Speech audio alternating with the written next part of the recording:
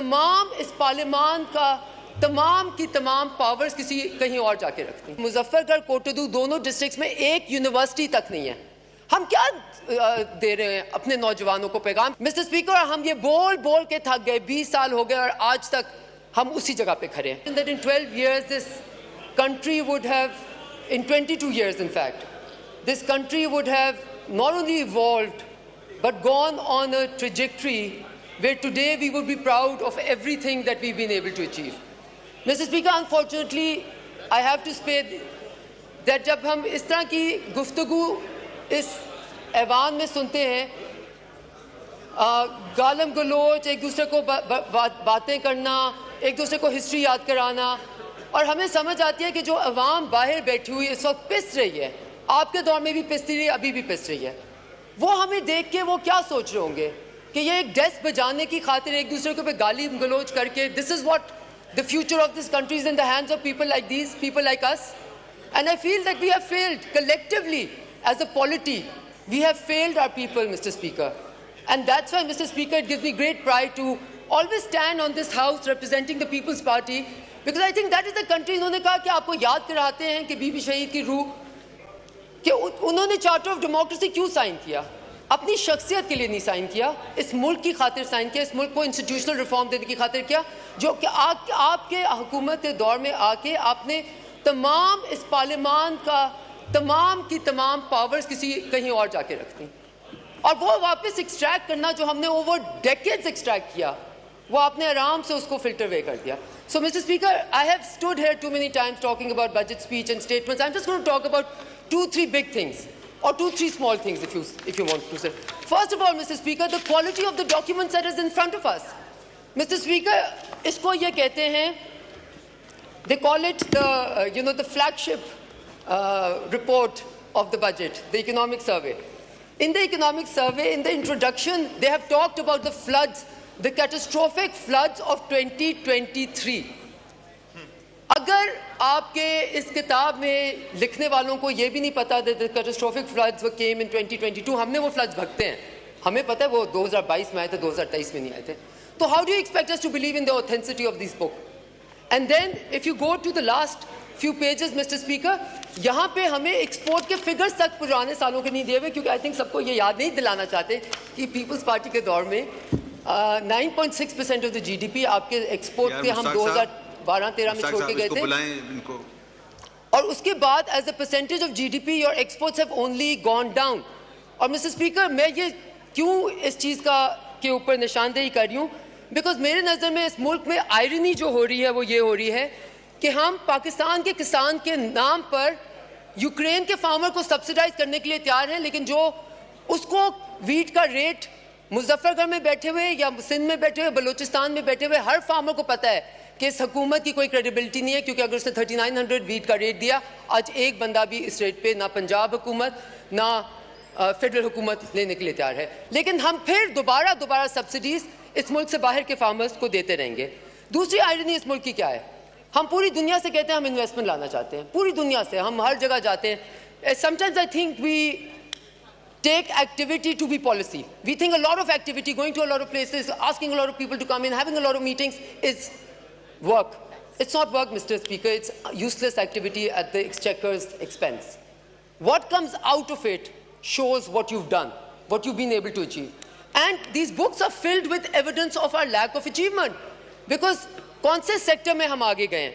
Mr. Speaker, फिर यही आपका economic survey lovingly talks about the blue economy and the artificial intelligence, and I was very impressed to see that, and I thought there will be a policy on how will Pakistan harness artificial intelligence for Pakistan's benefit, and you find out nothing on it. They're just telling us about what's happening in artificial intelligence all over the world.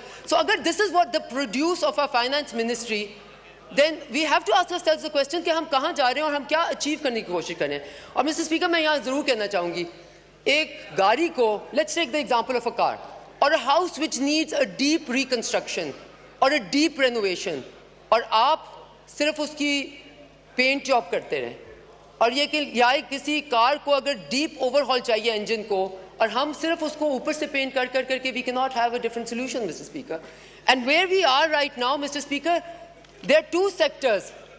देखें, हम सबको ये पहचानना चाहिए, मानना चाहिए, जानना चाहिए कि इस हुकूमत के पास वही वसाइल हैं जो इस मुल्क के पास हैं, और ये मुल्क इस वक्त डीपली इंडेटेड है बिकॉज ऑफ ऑल द शाखर्चियाँ और all the badly executed plans that have been done over the last many decades.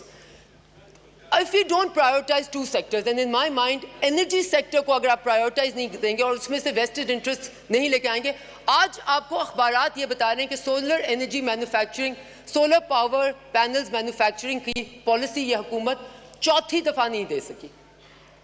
Mr. Speaker, शायद इसलिए क्योंकि solar तो सन है ना, वो तो आके अपने लिए किसी को कुछ दे नहीं सकता आगे जाने के लिए.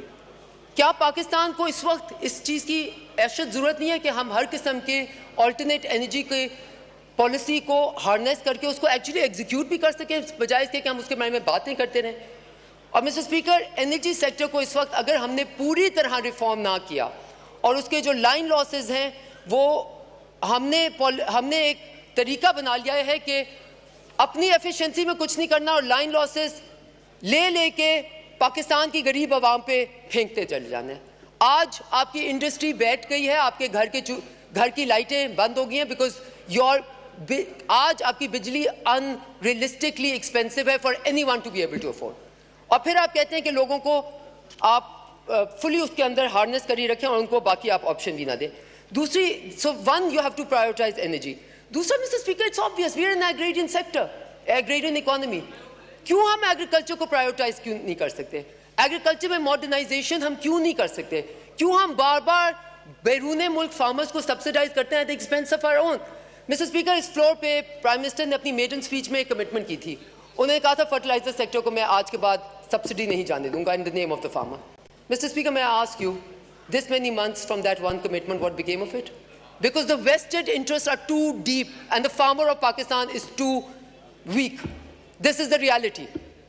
And Mr. Speaker, I think हमें यहाँ पे एक दूसरे को बोलने बुलाने के बजाय, मतलब इस मुल्क के लोग हमारी तरफ देख रहे हैं. Maybe they have no expectations of us, right? But क्या हम ये खुद नहीं देखते कि 22 साल मेरे जैसे बंदे को अगर इस पार्लियामेंट में हो गया और हमने इस मुल्क को आगे बढ़ते हुए के बजाय हमने बहुत सारी एक्टिविटी करके बहुत सारे मुल्कों को आगे बढ़ते हुए देखा. हमने रवांडा जैसे मुल्क को जहाँ पे जेनोसाइड हो रही थी और क्या क्या कुछ नहीं हो आगे, because they were focused, because they prioritised. आप एक अपने एनर्जी सेक्टर का आप फ्लोट डेट अपनी देख लें, आपकी वो बढ़ती हर दफा सर्कुलेट डेट बढ़ जाती है. And every time there is a lot of activity in fixing the economy, so nothing comes out of it. और mister speaker, at the end I would like to say, मैंने आपका बहुत time लिया और आपने मुझे बहुत खुश दिली से टाइम दिया, इसलिए आई वुड लाइक टू से कि आई थिंक जब तक हम ये समझें कि हम यहाँ islands of excellence of development spending कर सकेंगे with vast oceans of depravity in districts like Muzaffargarh and many districts in Sindh and Balochistan, तो हम आगे नहीं चल सकते एज अ मुल्क. मिस्टर स्पीकर, मैं आपकी अटेंशन में लाना चाहती हूँ कि मुजफ्फरगढ़, कोटोदू दोनों डिस्ट्रिक्ट्स में एक यूनिवर्सिटी तक नहीं है. हम क्या दे रहे हैं अपने नौजवानों को पैगाम कि अगर आप देही इलाकों में पैदा होते हैं तो आपका हक नहीं है कि आपके पास यूनिवर्सिटी हो, कि आप किराए भर के अगर जाएं और कहीं और एडमिशन ले लें तो ठीक है, लेकिन यहाँ पे आपका हक नहीं है कि आप पूरी की पूरी पॉपुलेशन को 2 डिस्ट्रिक्ट हमने बना दिए. मिस्टर स्पीकर, सदर्न पंजाब के प्रोविंस की आवाज़ क्यों उठती है? वो इसीलिए उठती है क्योंकि उनको पता है कि उनके वसाइल एक शहर से कम पूरे सदर्न पंजाब के वसाइल होते हैं. मिस्टर स्पीकर, हम ये बोल के थक गए, 20 साल हो गए और आज तक हम उसी जगह पे खड़े हैं. मिस्टर स्पीकर, बहुत इंपॉर्टेंट है, और मैं मुजफ्फरगढ़ की बात ज़रूर कर रही हूँ, लेकिन मैं उसके तरह उसकी तवस्सुत से हर उस इलाके की बात कर रही हूँ जहाँ पे डेप्रिवेशन है. आप बेशक बलोचिस्तान को देख लें, अगर वहाँ इंडस्ट्री को चलने देना है तो आपको लोकल जॉब्स देनी पड़ेंगी. और मिस्टर स्पीकर, आप जो हमारी जगह देखें, पार्को है, OMCs है, इंडस्ट्री है, लोकल बॉयज एंड गर्ल्स को जॉब नहीं मिलती. I am just winding up and saying, mister speaker, it is really important that we prioritize. We have limited resources. We can't act like we have unlimited resources. Which means energy sector को अगर आप ठीक कर लेते हैं, आपकी industry भी चल जाएगी. और एग्रीकल्चर में मिस्टर स्पीकर, किसान आपसे सब्सिडी नहीं मांग रहा, वो आपसे अपना हक मांग रहा है. आपने उनकी इनपुट प्राइसेस 3000% अगर बढ़ा दिए हैं तो एटलीस्ट जो कमिटमेंट आपने उनको दी थी वो देना उनको भीख नहीं है, उनका हक है. शुक्रिया.